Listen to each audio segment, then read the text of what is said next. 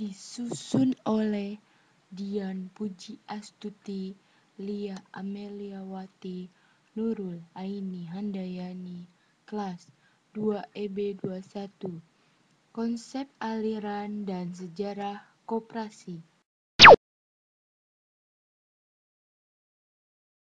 Konsep koperasi. Manker dari University of Marburg, Jerman Barat, membedakan konsep koperasi menjadi dua, yaitu: 1. Konsep koperasi Barat. Konsep koperasi Barat menyatakan bahwa koperasi merupakan organisasi swasta yang dibentuk secara sukarela oleh orang-orang yang mempunyai persamaan kepentingan dengan maksud mengurusi kepentingan para anggotanya, serta menciptakan keuntungan timbal balik bagi anggota koperasi maupun perusahaan koperasi.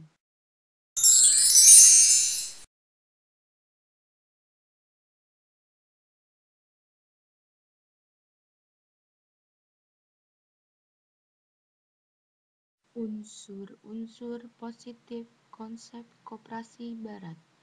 Keinginan individual dapat dipuaskan dengan cara bekerja sama antar sesama anggota dengan saling membantu dan saling menguntungkan. Setiap individu dengan tujuan yang sama dapat berpartisipasi untuk mendapatkan keuntungan dan risiko bersama. Hasil berupa surplus keuntungan didistribusikan kepada anggota sesuai dengan metode yang telah disepakati. Keuntungan yang belum didistribusikan akan dimasukkan sebagai cadangan koperasi.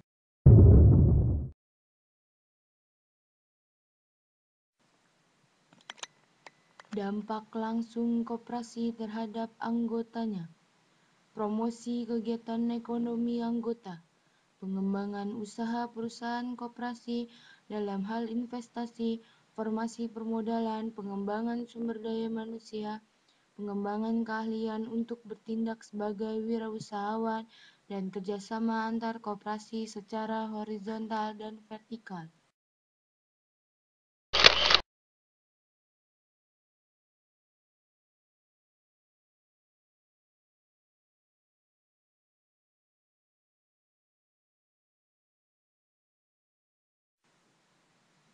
Dampak koperasi secara tidak langsung terhadap anggotanya. Pengembangan kondisi sosial ekonomi sejumlah produsen skala kecil maupun pelanggan, mengembangkan inovasi pada perusahaan skala kecil, misalnya inovasi teknik dan metode produksi, memberikan distribusi pendapatan yang lebih seimbang dengan pemberian harga yang wajar antara produsen dengan pelanggan, serta pemberian kesempatan yang sama pada koperasi dan perusahaan kecil.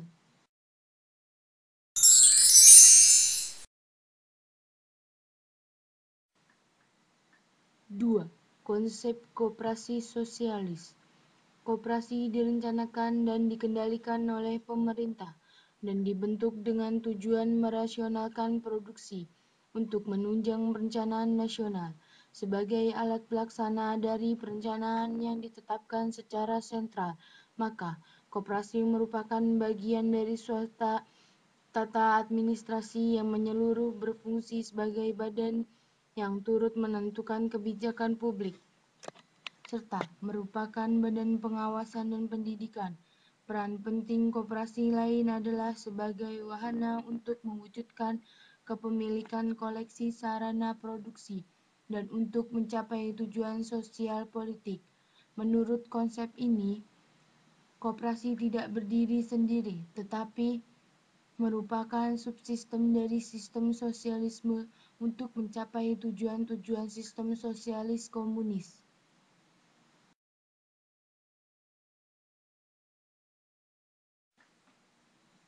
3. Konsep koperasi negara berkembang. Koperasi sudah berkembang dengan ciri tersendiri, yaitu dominasi campur tangan pemerintah dalam pembinaan dan pengembangannya. Perbedaan dengan konsep sosialis. Konsep sosialis Tujuan koperasi untuk merasionalkan faktor produksi dari kepemilikan pribadi ke kepemilikan kolektif. Konsep negara berkembang. Tujuan koperasi adalah meningkatkan kondisi sosial ekonomi anggotanya.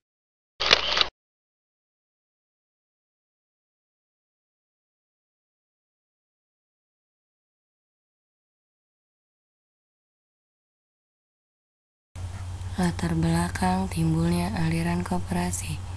Perbedaan aliran dalam koperasi berkaitan erat dengan faktor ideologi dan pandangan hidup atau way of life yang dianut oleh negara dan masyarakat yang bersangkutan. Secara garis besar, ideologi negara-negara di dunia ini dapat dikelompokkan menjadi 3, yaitu liberalisme atau kapitalisme, sosialisme, dan tidak termasuk liberalisme maupun sosialisme. Implementasi dari masing-masing ideologi ini melahirkan sistem perekonomian yang berbeda-beda. Pada gilirannya, suatu sistem perekonomian tertentu akan saling menjiwai dengan koperasi sebagai subsistemnya.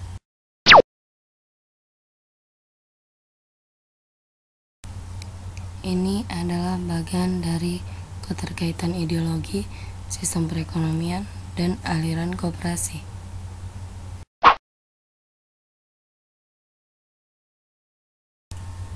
Hubungan ideologi, sistem perekonomian, dan aliran koperasi. Ideologi liberalis atau kapitalisme, sistem perekonomiannya sistem ekonomi bebas liberal. Aliran koperasinya yardstick. Ideologi komunisme atau sosialisme, sistem perekonomiannya sistem ekonomi sosialis. Aliran koperasinya sosialis. Ideologi tidak termasuk liberalisme dan sosialisme. Sistem perekonomiannya sistem ekonomi campuran. Aliran koperasinya persemakmuran.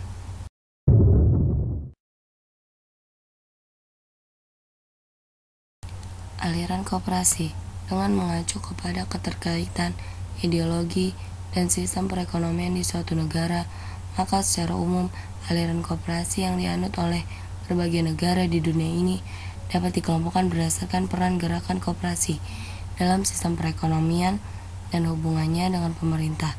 Paul Hubert membaginya menjadi 3 aliran, yaitu 1 aliran yardstick, yang kedua aliran sosialis, dan yang ketiga aliran persemakmuran.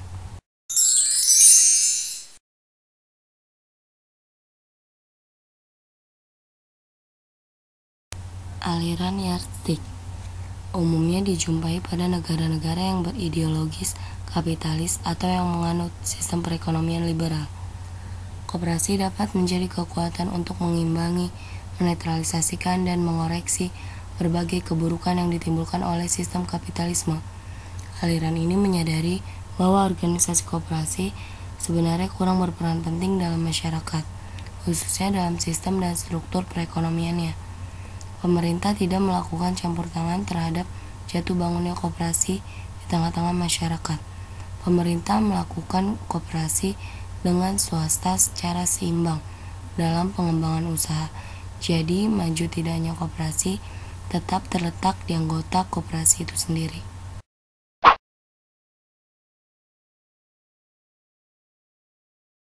Aliran sosialis. Koperasi dipandang sebagai alat yang paling efektif untuk mencapai kesejahteraan masyarakat. Di samping itu, menyatukan rakyat lebih mudah melalui organisasi koperasi. Akan tetapi dalam perkembangannya, kaum sosialis kurang berhasil memanfaatkan koperasi bagi kepentingan mereka.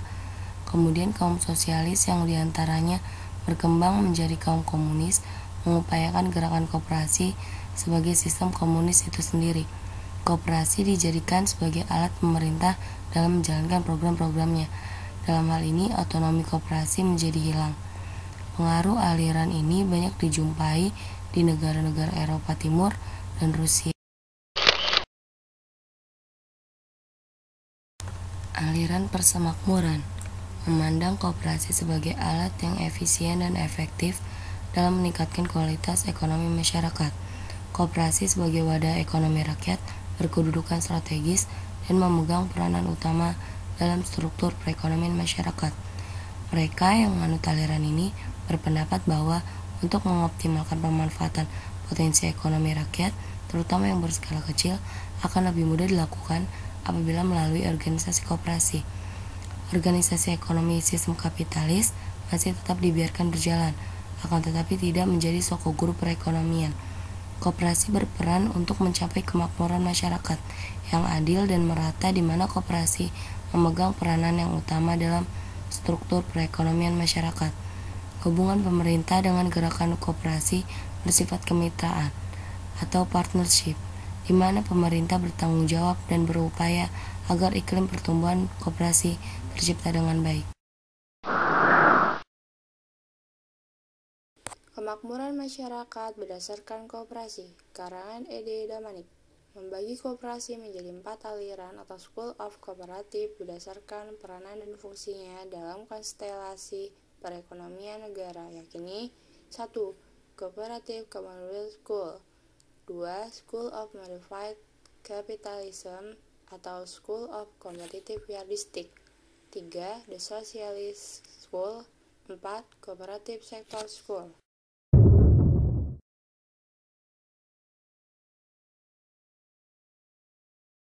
Cooperative Commonwealth School.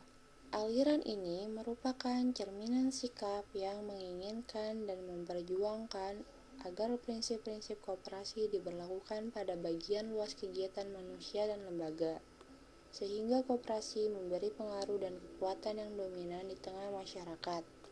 Muhammad Hatta dalam pidatonya tanggal 23 Agustus 1945 dengan judul Indonesia MN Idealis mengatakan bahwa yang dikehendaki bangsa Indonesia adalah suatu kemakmuran masyarakat yang berasaskan koperasi, what we Indonesians want to bring into existence is cooperative commonwealth.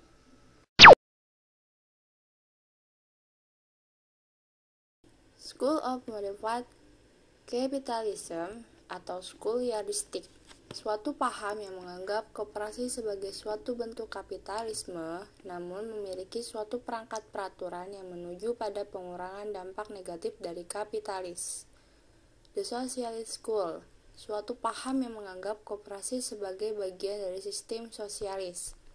Cooperative Sector School, paham yang menganggap filsafat koperasi sebagai sesuatu yang berbeda dari kapitalisme maupun sosialisme, dan karenanya berada di antara kapitalis dan sosialis.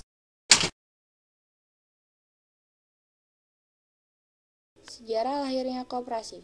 Poin 1. 1844 di Rochdale, Inggris, lahirnya koperasi modern yang berkembang dewasa ini. Tahun 1852, jumlah koperasi di Inggris sudah mencapai 100 unit. Poin 2. 1862 dibentuklah Pusat Koperasi Pembelian atau The Cooperative Wholesale Society (CWS). Poin 3. 1818 sampai 1888 koperasi berkembang di Jerman dipelopori oleh Ferdinand Lassalle, Friedrich W. Raffleson.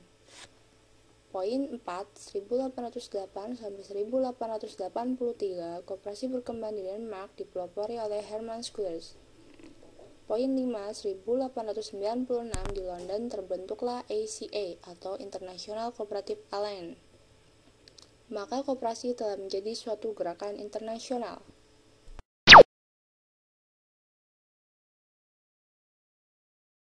Sejarah perkembangan koperasi di Indonesia.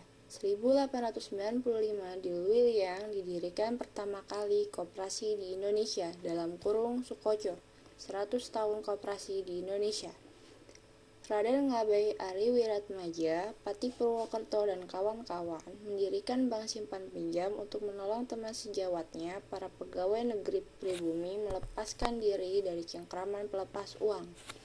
Bank simpan pinjam tersebut semacam bank tabungan jika dipakai istilah Undang-Undang Nomor 14 Tahun 1967 tentang pokok-pokok perbankan, diberi nama The Purwokerto Sea Hub and Sparbank der Inlandshoofden, sama dengan Bank Simpan Pinjam Para Priayi Purwokerto, atau dalam bahasa Inggris The Purwokerto Motorland and Saving Bank for Native Civil Servants. Poin 1. 1920 diadakan Kooperatif Komisi yang diketuai oleh Dr. J. Hay Book sebagai Advisor for Volksgraduation. Komisi ini diberi tugas untuk menyelidiki apakah koperasi bermanfaat di Indonesia. Poin 2.